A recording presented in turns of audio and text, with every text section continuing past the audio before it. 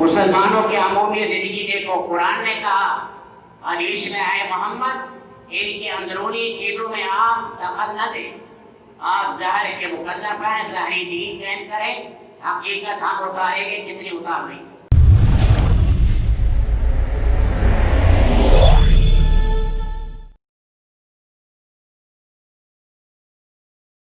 اثر سے آپ حضرات یہ باتیں سننے سنانے میں لگے ہوئے ہیں۔ اللہ تعالیٰ اس مبارک کام کے لیے ہم سب کو قبول کرے۔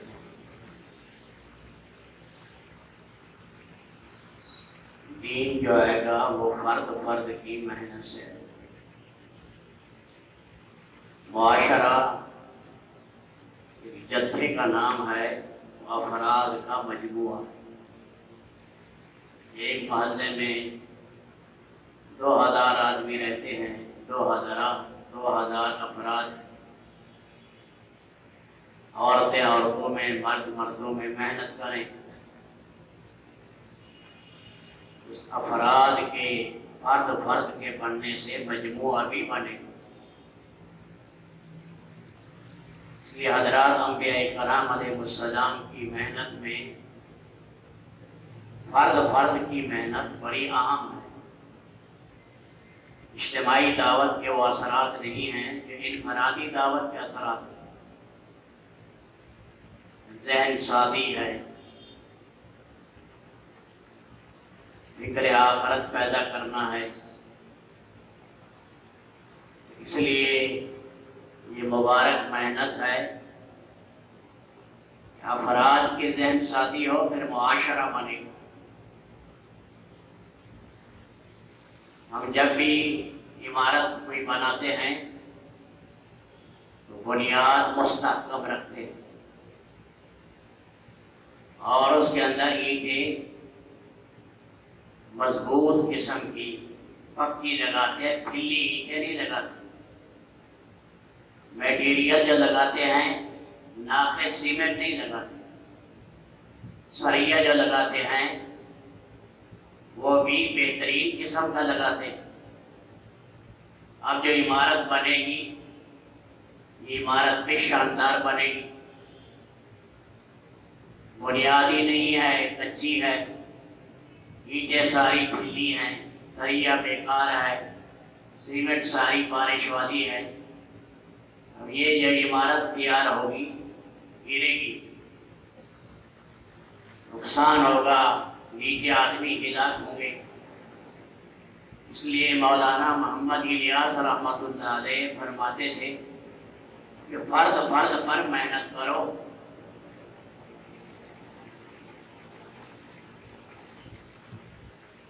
ایک دو حضرت کی محنت میں یہ عجیب بات ہے، فرماتے تھے یہ نہ سمجھو کہ یہ اکیلا ہے، کیا پتہ یہی آدمی آگے جتھے کے جتھے، مجمع کے مجمع کو پلٹ دے۔ اس مبارک محنت میں یہ چیز ضروری ہے۔ حضرت فرماتے تھے اکائی بھی ٹھیک کرو، دہائی بھی ٹھیک کرو، سینکڑا صحیح ہوگا۔ نہ اکائی ٹھیک ہے، نہ دہائی ٹھیک ہے، سینکڑا کہاں سے ٹھیک ہوگا؟ اکائی غلط، دہائی غلط، سینکڑا غلط، میزان بھی غلط ہے۔ فرمایا لوگ چاہتے ہیں خلافت آ جائے، فرمایا وہ تو ثمرہ ہے نیک زندگی کا، خلافت جو ہے وہ مقصود نہیں معود ہے۔ مقصود تو یہ محنت ہے تاکہ انسانوں کا اللہ سے تعلق قائم ہو۔ جب اللہ سے تعلق قائم ہو جائے پھر مالک انعامات دیتے ہیں، برکتیں، الفتیں، امن، خلافت، یہ موعود ہیں، یہ مقصود نہیں۔ مقصود تو اللہ کا قرب ہے، رب العالمین کے ساتھ تعلق ہے۔ دیکھیں حضرت سے پہلے بڑے بڑے نیک لوگ ہیں اور ان کی نیکی میں کوئی شک نہیں۔ حضرت مولانا اسماعیل شہید رحمۃ اللہ علیہ، سید احمد شہید، اتنے بڑے اونچے آدمی کہ 500 آدمی چنے ہوئے چھانٹے ہوئے تھے۔ حضرت فرماتے تھے کہ جب یہ قرآن پڑھتے تھے ان کے سینے سے روشنی قرآن پر پڑتی۔ یہ بالا کوٹ کے مقام پر شہید ہوئے، اور یہ کابل سے چلے اس طرف سے آئے۔ یہاں رنجیت سنگھ تھا، اس کی فوج کا بڑا شیر سنگھ تھا۔ انہوں نے انگریزوں سے کہا کہ یہ سید احمد ہمیں نہیں رہنے دیں گے، یہ تو پلٹا ہو جائے گا، سارا پنجاب اور یہ سارے علاقے دین میں آ جائیں گے۔ ایسے نیک لوگ ان کے ساتھ ہیں۔ موٹی عورت جو تھی، جو فحاشہ تھی، توبہ کی کر رہی تھی، اس نے رات کے ٹائم یہ دلتی تھی دانے اور گٹھلیاں دونوں کے لیے، رات کو اللہ کی ضربیں لگاتے تھے، بڑے اونچے درجے کے لوگ۔ تو رنجیت سنگھ نے انگریز سے کہا میں ایسی مصیبت میں پھنسا ہوں۔ انہوں نے کہا کہ آپ ہمیں پنڈی چھاونی بنانے دیں، ہم پھر آپ کو ایک طریقہ بتائیں۔ تو آپ کو پتہ ہے یہ 30 سال 40 سال پہلے سکیم بناتے ہیں، مسلمان عین موقع پر بناتا ہے، ہندو اور سکھ 10 سال بعد میں بناتے ہیں۔ انہوں نے اپنی چھاونی بنا لی اور کہا دیکھو تم مسلمانوں پر غالب آنا چاہتے ہو تو انہی کے آدمی خرید لو۔ کبھی بھی یاد رکھنا باطل غالب نہیں آ سکتا جب تک کہ حق والوں کو اپنے ساتھ نہ ملے۔ وہ ہمیشہ حق والوں کو توڑ کر اپنے ساتھ میں لاتا ہے۔ جیسے کہتے ہیں چیز اتنی بڑا تیرا درخت ہے، اتنا بڑا تنا ہے، تجھے چھوٹے سے کلہاڑے نے کاٹ دیا۔ اس نے کہا کہ میرے یہ دستہ اگر اس میں شامل نہ ہوتا تو یہ مجھے نہیں کاٹ سکتا۔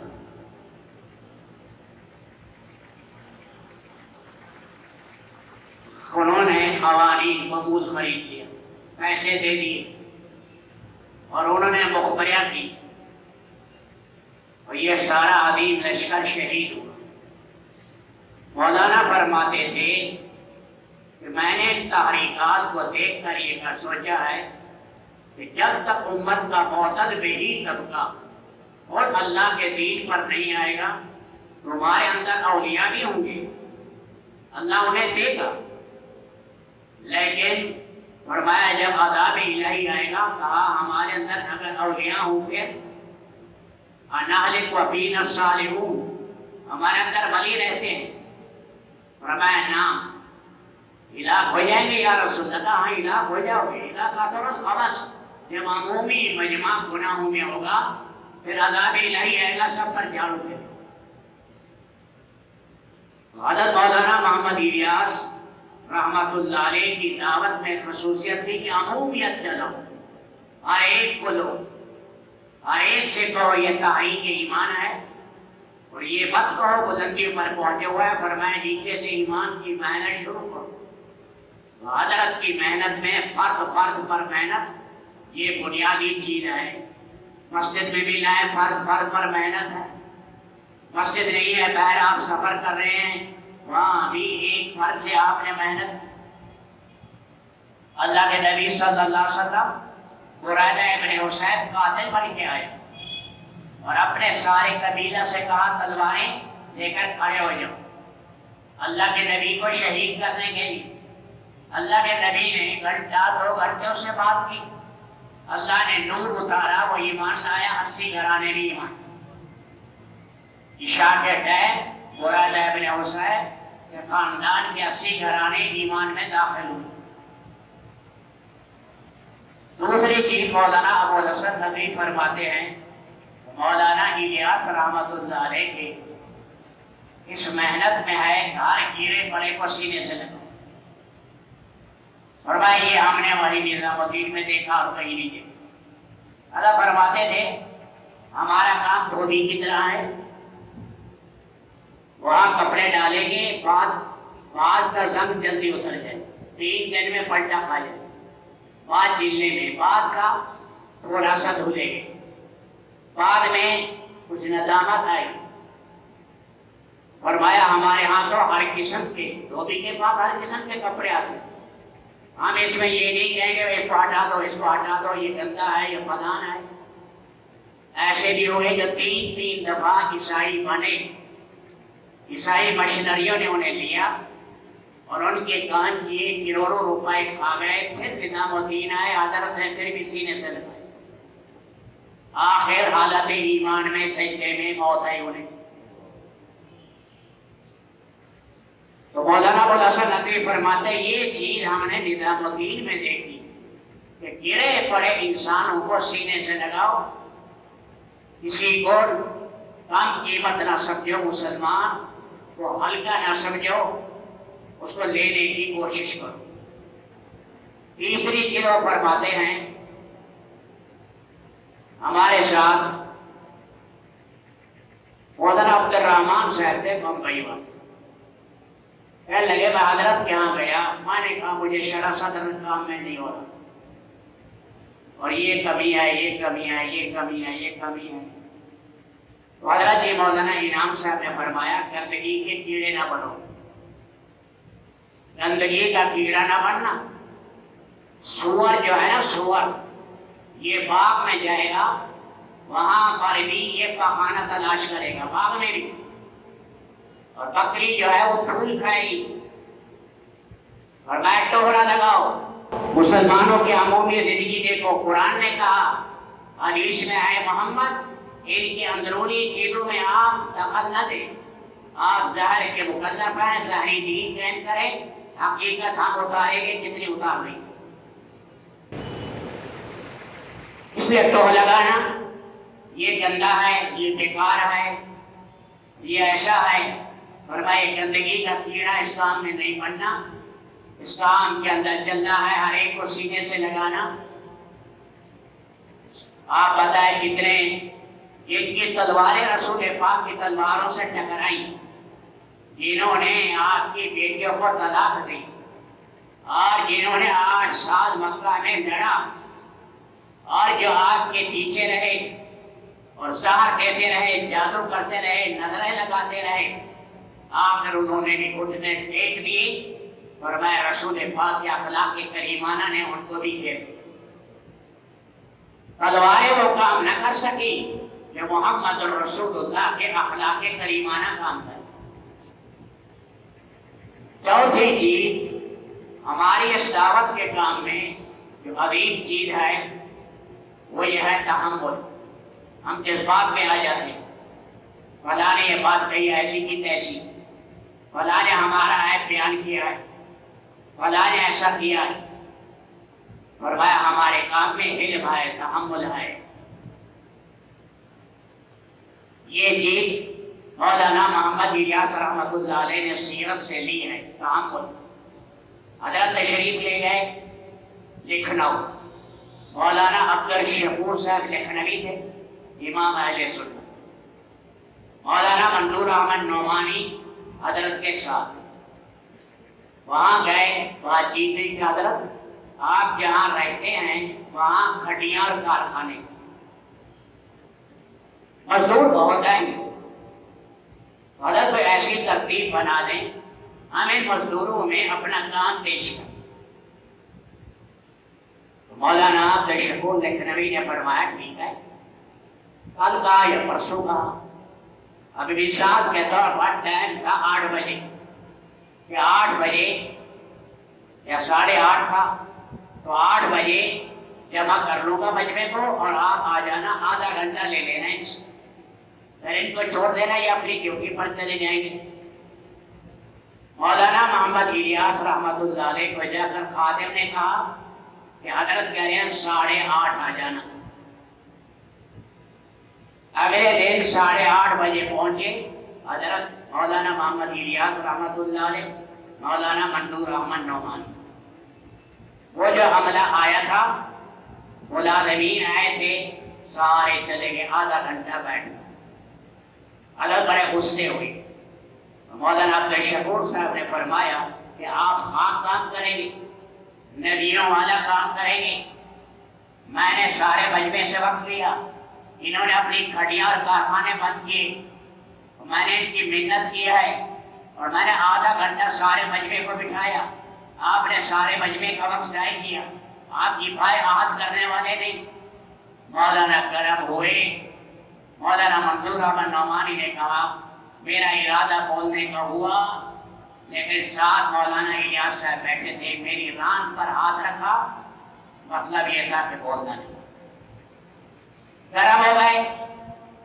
اس کے بعد مولانا الیاس صاحب چلے، آدھا گھنٹہ پونا گھنٹہ برس چلے گئے۔ نظام الدین پیچھے سے نوکر نے کہا حضرت غلطی میری ہے، 8 بجے کا میں نے نہیں کہا تھا، میں نے 8:30 کا کہا تھا۔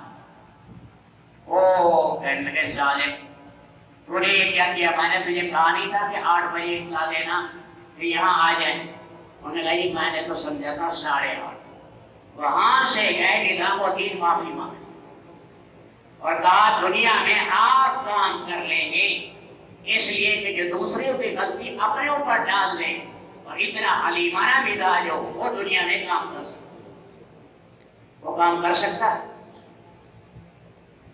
حضرت مولانا الیاس رحمۃ اللہ علیہ، اس لیے جہاں صاحب ہمیں کمرے میں مولانا الیاس کی دینی دعوت پڑھواتے تھے، اس کو پڑھو سارے۔ مولانا الیاس صاحب نے کیسے کام کیا، ان میں کیا خصوصیات تھی؟ چوتھی چیز اگر یہ فرماتے تھے کہ تم سیروزہ میں جا رہے ہو، چلی میں جا رہے ہو، کش میں جا رہے ہو، اس زمانے میں 10 آدمیوں کی جماعت ہے اور میں 2 پرانے اور 8 نئے ہونے، اور میں اپنے گلیوں کی ترتیب بناؤ، محلے کی گلیاں ہیں ان کی ترتیب بناؤ۔ مثال کے طور پر آج کل 5 آدمی یا 4 آدمی کی جماعت ہے، 2 پرانے 3 نئے۔ اللہ فرماتے تھے وجہ یہ ہے کہ پرانوں کو نئوں پر جان مارنے کا موقع دے تو پرانوں میں صلاحیتیں آئیں گی۔ اور فرمایا زیادہ اس زمانے میں 2 دن 3 دن مسجد میں ٹھہرے، آگے چلے گئے۔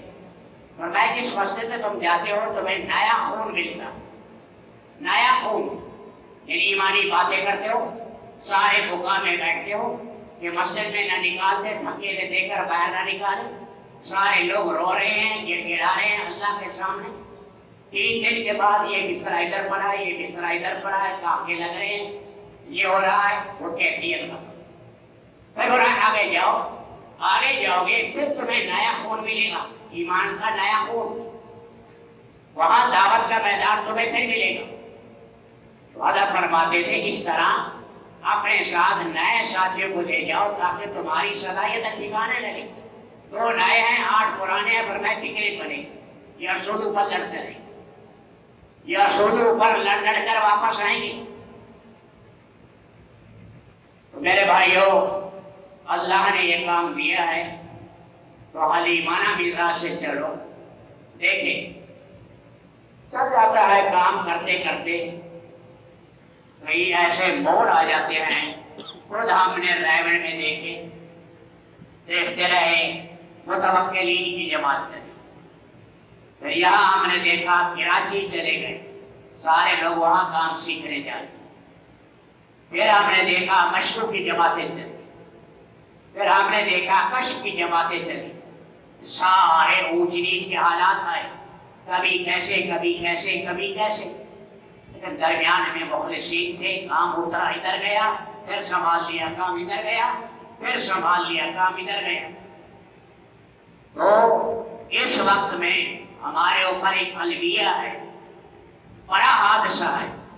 میں کہتا ہوں یہ تاریخ کا سب سے بڑا حادثہ ہے صحابہ اور تابعین کے بعد، کیونکہ یہ کام اتنی تیزی سے پھیلا، ساری دنیا کو لپیٹ گئی ہے، اور اس پر یہ سانے آیا ہوا ہے ہمارے اوپر، تو ہماری چیخیں نکل جانی چاہیے، رونا چاہیے جو حالات آ چل رہے ہیں۔ اور یہ خطرہ ہے، آج بھی ایک صاحب ہمارے پاس ہے، مہمان مقتدر تھے، وہ کہہ رہے تھے کہ مجھے تو یہ معلوم ہو رہا ہے کہ بس تو والا کام ہی چلے گا، شاید یہ بڑے بڑے مراکز ایسے رہ جائیں۔ مولانا اسد مدنی صاحب آئے رحمت اللہ علیہ، فرمائے تمہاری فلک بہت سی عمارتیں کہیں کھڑی نہ رہ جائیں۔ فرمائے یہ 2 کنال کی جگہ تھی، آپ دیکھیں نظام الدین کتنا ہے، نظام الدین کی جگہ، گنگور کی جگہ، تھانہ بھون کی جگہ کتنی ہے، ساری دنیا میں انقلاب برپا کر دیا۔ یہ مجھے اچھی طرح یاد ہے کہ ہمارا بڑا مکتب بنا اور یہ نئی زمین ملی اور مکتب ایئرپورٹ کی طرف تک بنا، وہاں کے مقتدر عالم سے میں نے سنا اللہ ہی خیر کرے کہیں کام کی روئی ختم ہو۔